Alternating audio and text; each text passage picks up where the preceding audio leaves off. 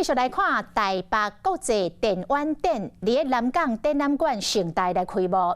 业者是比舞台、比单位、比看食较成人的目。有手机游戏的业者，直接甲规个区域设计做大型的舞台，重点放伫表演甲游戏的体验。嘛有第一届参展的厂商开正千万来打造着双重的概念馆，来传送着五乐城市的设计理念，要甲人拢吸活来。这个算电动人，一人挂一个碟仔伫展场内底看来看去，找介意的这个单位。2024年台北国际电玩展有集合300多间业者，倒位较精彩，大家就对倒位去。有厂商无用单位，找专业团队搭一个舞台，将展演的重点集合伫表演的节目内底，甲观众做体验，佮找实访主现场对阵。大家的位拢坐甲甜，后壁还有真侪人徛咧看。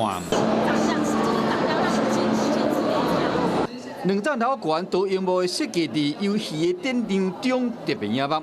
有业者头一摆参展就开几千万，打造双层的概念馆，传达五乐城市的设计理念。真侪人真好奇入去看卖。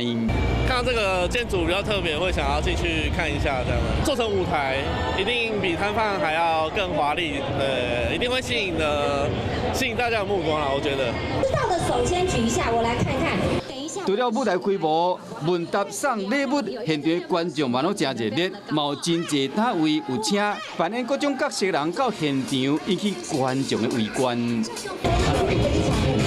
一看到介意的角色出现，真侪人赶紧停落来看。外面有可能比较少看到，所以想要看一下 coser， 然后顺便看这个游戏是怎样的游戏。应该会有一部分的人是为了他喜欢的 coser， 所以来这个活动。